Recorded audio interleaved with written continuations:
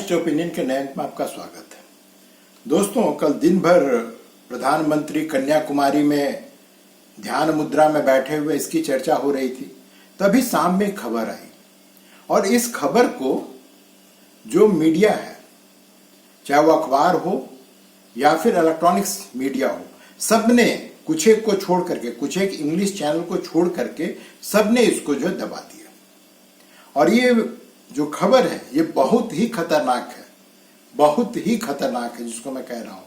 ये खबर जो है, एक कंपनी है ओपन एआई, बहुत बड़ी कंपनी है, आईटी की बहुत ही बड़ी कंपनी है। इसी ने चैट जीपीटी नाम का एक ऐप बनाया है जिसके कारण एआई के बारे में आप आज जान रहे हैं और यह हमेशा ही चर्चा में रहती है। कल उसने एक रिपोर्ट जारी किया। उस रिपोर्ट में उसने कहा कि अभी जो भारत में इलेक्शन हो रहा है, इस इलेक्शन को प्रभावित करने के लिए एक इजरायली कंपनी को यहां का एक राजनीतिक दल ने ठेका दिया है। उसने स्पष्ट कहा अपने रिपोर्ट में। और वो जो इजरायली कंपनी है वो मई के शुरुआत से या अप्रैल के मिड से वो अपना काम करना चालू कर चुकी है। और वो कर क्या रही है, खास करके सोशल मीडिया पर। सोशल मीडिया का मतलब है जो ट्विटर है या फिर इंस्टाग्राम है या फेसबुक है, इन सब पर वो जो है भाजपा के विरोध में वो समाचार जो है, चाहे वो फेक ही हो, गलत ही हो, झूठ ही हो, उसको जो है वो इस पर एक बाढ़ सी ला रही है, उन खबरों की बाढ़ ला रही है। और इसके विपरीत जो कांग्रेस पार्टी है उसके पक्ष में वो बहुत सारी खबरें जो है मैसेज के शक्ल में, फोटो के शक्ल में, वीडियो की शक्ल में वो जो है सोशल मीडिया पर फैला रहा है। क्योंकि एआई जो है, ओपन एआई एक बहुत बड़ी कंपनी है और वो जिम्मेदार कंपनी है और उसके पास तकनीक भी है इसको जानने का और उसके पास में आधार भी है। मैं आगे बताऊंगा क्यों आधार है। जब ये खबर आई तब मन में एक ही प्रश्न उठा कि क्या जयचंद और मिर्जाफर, जिनके कारण ये देश जो है 1000 साल तक गुलामी का जीवन जीता रहा है, वो अभी भी जिंदा है? व्यक्ति के नहीं तो एक राजनीतिक पार्टी के शक्ल में जिंदा है, जो विदेशियों को भारतीय चुनाव प्रणाली में घुसने की इजाजत देता है। पैसा दे करके, उसको पैसा दिया गया है, उसको पे किया गया है और उसके जरिए वो ये सब काम कर रहा है। क्योंकि वो एक कंपनी है, वो एक बिजनेस है उसका, तो वो कंपनी मुफ्त में तो किसी के लिए काम करेगी नहीं। मैं नाम भी बता देता हूं उस इजरायली कंपनी का। उसका नाम है सोइटिक। पता नहीं इसका फुल फॉर्म क्या है। अभी बहुत सारे जो इससे संबंधित खबर है वो अभी आ नहीं पाई है। दरअसल सारा पूरा मीडिया जगत जो है ये जुगाड़ में है कि किस तरह से इस पूरी खबर को दबा दी जाए। दोस्तों, याद होगा इसके उलट आज से 2 साल पहले पैगसिस के मुद्दे पे, पैगसिस एक जो है वो भी एक डिवाइस है, वो भी इजरायली कंपनी बनाता है, जिसके थ्रू आप किसी के भी फोन कॉल को, किसी के भी आप व्हाट्सएप जो भी है सबको आप हैक कर सकते हैं। और इसको लेकर के कांग्रेस और उसके सहयोगी दल ने पूरा संसद का एक सत्र नहीं चलने दिया था। और वही पार्टी आज के तारीख में दूसरी इजरायली कंपनी के थ्रू ये काम भारत में करवा रहा है। अब मैंने कहा कि इसका आधार क्या है। इसका आधार है, अभी 2 महीना पहले माइक्रोसॉफ्ट ने चीन को धमकाया था कि तुम भारत के चुनाव में दखल देना बंद करो। तो ये जो पहली कंपनी जिसके बारे में आता है वो इकलौता नहीं है। इससे पहले माइक्रोसॉफ्ट ही एक जिम्मेदार कंपनी है, वो चीन को ये धमकाता है कि तुम ये करना बंद करो। क्योंकि ये जो बड़ी कंपनियां, इनके पास में तकनीक है, वो जान सकता है, उनके पास में डाटा डिगरों का एक समूह है, वो डाटा डिगिंग करते हैं, वो खोद के निकालते हैं कि कहां किसने क्या किया है। और कोई भी इतना बड़ा आज के तारीख में सुरमा नहीं है साइबर सिक्योरिटी का, जो कोई भी ऐसा काम करे और उसका कोई फुटप्रिंट छूटे ही ना। वो कहीं ना कहीं कुछ ना कुछ सबूत छोड़ के जाता है। और इस बार भी जो ओपन एआई जो दावा कर रही है, और उसका कहना है कि हमारे पास सबूत है कि इस कंपनी ने ऐसा किया है। लेकिन जैसा मैंने पैगसिस के बारे में कहा कि पैगसिस के मामले में यहाँ पे कांग्रेस ने पूरा तूफान खड़ा कर दिया था। संसद का एक सत्र नहीं चलने दिया था। लेकिन ये एक लौता सबूत नहीं है, इससे पहले भी कांग्रेस ऐसा कर्म कर चुकी है। आपको याद होगा दोस्तों, एक कंपनी थी ब्रिटेन की, अभी है कि नहीं, उसका वजूद ही बचा कि नहीं, उसका नाम है कैम्ब्रिज एनालिटिका। कैम्ब्रिज एनालिटिका ने 2016 के जो अमेरिका में चुनाव हुआ था उसको उसने प्रभावित किया था। वो उसको जानने वाले और बाद में बहुत सारे अखबार में भी ये खबर छपी कि उसने उस चुनाव को, अमेरिकी चुनाव को प्रभावित किया था। ऐसा पहले हो चुका है, इसका मतलब है। कैम्ब्रिज एनालिटिका का भारत में क्लाइंट कौन था? भारत में उसका क्लाइंट था कांग्रेस पार्टी। जब इस पे बहुत बवाल मची थी, जब इस खबर पर कि कांग्रेस जो है कैम्ब्रिज एनालिटिका को अपना अपने चुनावी कार्य के लिए लगा रहा है, तो उसमें बहुत बवाल मचा था। अब कैम्ब्रिज एनालिटिका करती क्या है और कांग्रेस जो अभी चुनाव प्रचार कर रही है वो क्या कर रही है, इन दोनों में एक समानता है। कैम्ब्रिज एनालिटिका जो बहुत ही सिंपल तरीके से वो पूरे देश भर में, जैसे भारत है, अमेरिका में क्या था कि ब्लैक्स क्या सोचते हैं, वहां पर जो लैटिन अमेरिकन है वो क्या सोचते हैं, मैक्सिकन जो वहां पे हैं वो क्या सोचते हैं, जो अमेरिका में भारतीय रह रहे वो क्या सोचते हैं, तो इन सबके सोच का पहले वो एक डाटा बनाता है और फिर वो अपने क्लाइंट के थ्रू उन लोगों की जो अपेक्षाएं हैं, जो उन लोगों की अपेक्षाएं हैं, जैसे कि कोई भारतीय सोचता है कि अमेरिका में जो है ग्रीन कार्ड मिलना बहुत आसान हो जाए, तो वो ग्रीन कार्ड संबंधी मुद्दा उनके सामने अपने क्लाइंट से बुलवाता है कि आपको जो है ग्रीन कार्ड मिलने में 10 ही दिन लगेगा, आपको महीनों इंतजार नहीं करना पड़ेगा, आपको 5 साल नहीं रहना पड़ेगा अमेरिका, इत्यादि इत्यादि। तो इससे क्या होता है कि जो भारतीय वोटर होता है वो जो उसका जो ये बात बोल रहा है, जो कैम्ब्रिज एनालिटिका क्लाइंट, उसको वोट देगा।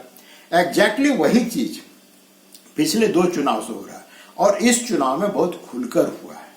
खुलकर ये हुआ है कि भारत में बहुत सारे फॉल्ट लाइन है, ये सबको पता है। यहाँ पर जाति के नाम पे, धर्म के नाम पे, भाषा के नाम पे हम कभी भी लड़ पड़ते हैं और बड़े शांत से लड़ते हैं, फिर कुछ दिन बाद शांत हो जाता है, लेकिन वो कहीं ना कहीं राख के नीचे वो चिंगारी सुलगते रहती है।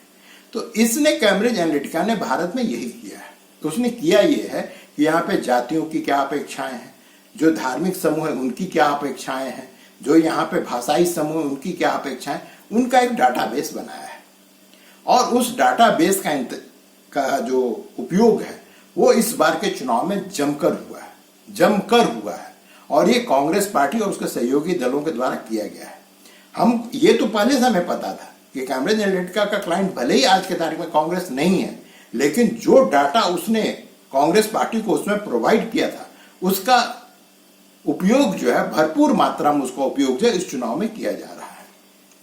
लेकिन ये पता नहीं था कि जो यहाँ पे चुनाव जो हो रहा है उसमें सोशल मीडिया को एक इजरायली कंपनी के द्वारा कांग्रेस प्रभावित करवा रही है और ये अब जो है सो खुलकर ये बात सामने आई। हालांकि इस मामले को दबा दिया जाएगा। अब देखिए 4 तारीख के बाद किसकी सरकार बनती है तो कौन क्या करता है। लेकिन इसने किया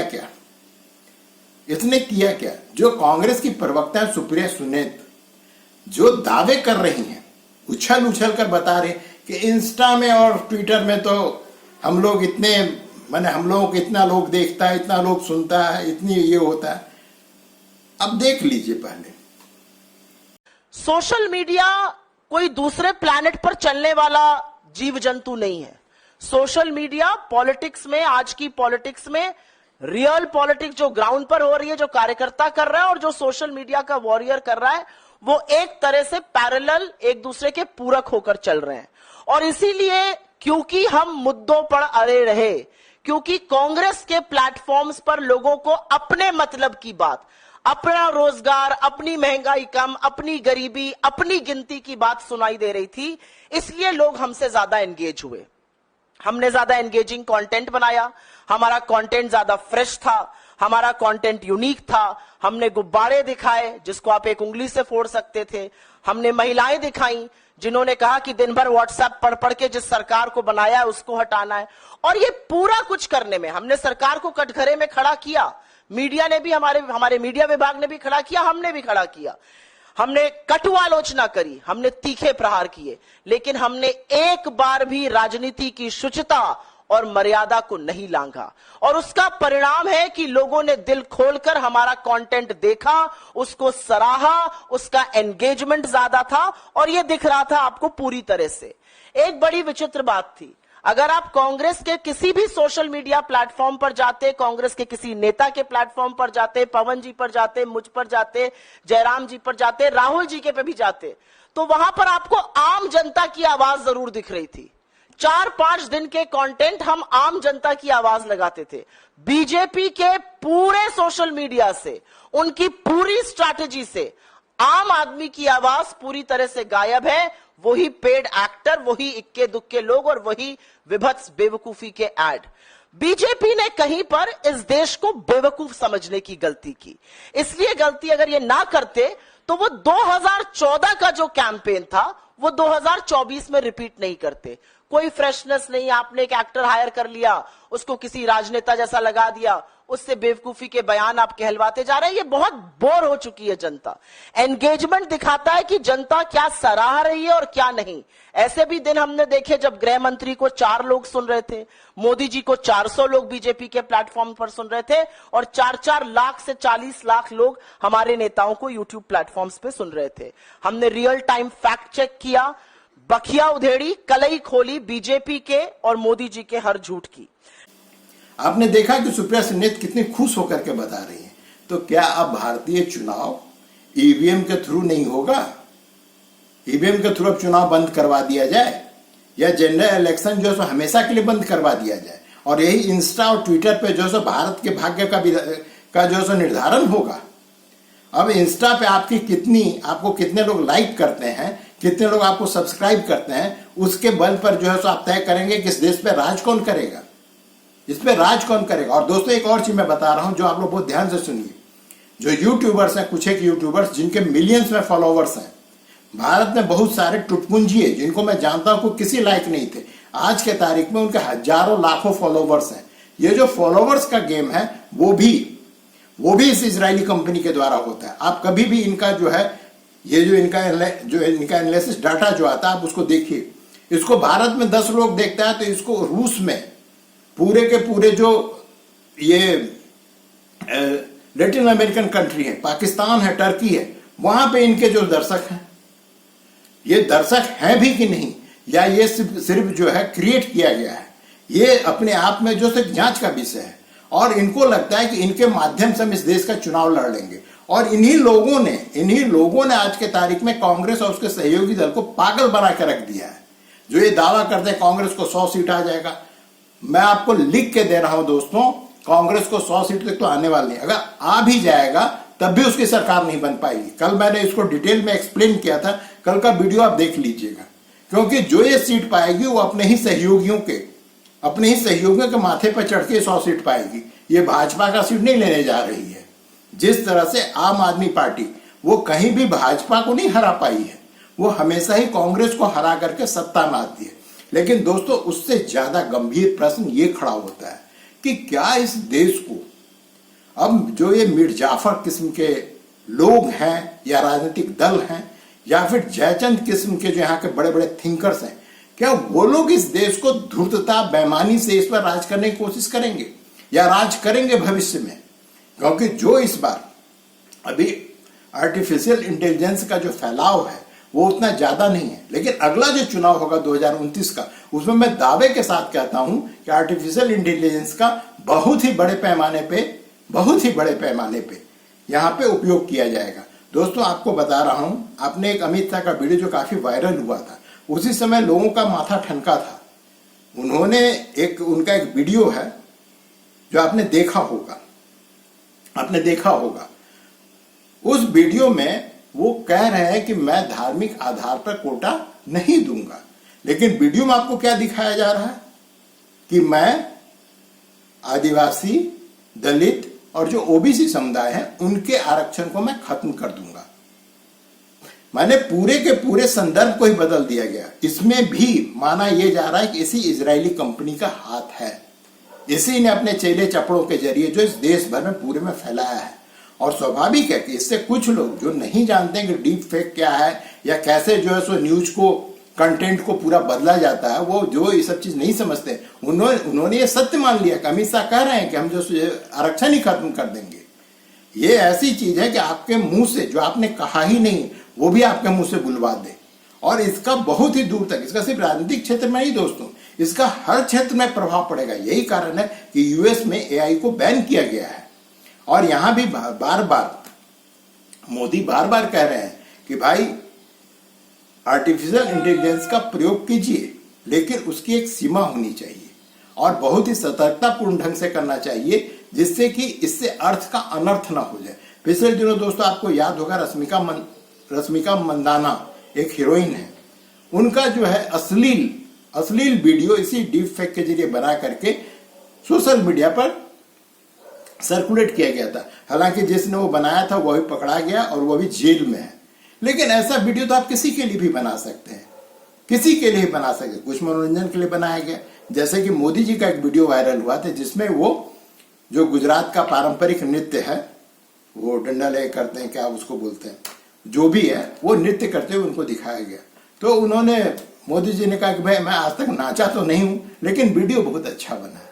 ये बातें तब तक बहुत अच्छा लगता है जब तक ये सिर्फ मनोरंजन के लिए हो, लेकिन जब किसी के व्यक्तिगत सार्वजनिक जीवन या सरकार की किसी नीति को प्रभावित करने की आर्टिफिशियल इंटेलिजेंस के जरिए कोशिश की जाएगी, वो सिर्फ न देश के लिए, समाज के लिए, हमारे आपके सबके लिए खतरनाक होगा। बैठ के सोचिएगा कि इन मीर जाफर और इन जैनचंदों का किया क्या जाए, कैसे इनको जो है रास्ते पे लाया जाए, और भगवान इनको कैसे सुबुद्धि दे जिससे कि सुधरें और देश के बारे में सोचें। जिस दिन ये देश के बारे में सोचने लगेंगे दोस्तों, मैं दावे के साथ कहता हूं कि ये फिर से सत्ता में आएंगे। लेकिन जब तक इनकी बुद्धि देश विरोधी, देश को बर्बाद करने वाली रहेगी, इनका सत्ता में आना लगभग असंभव है दोस्तों। आप भी सोचिएगा। वीडियो देखने के लिए धन्यवाद। नमस्कार।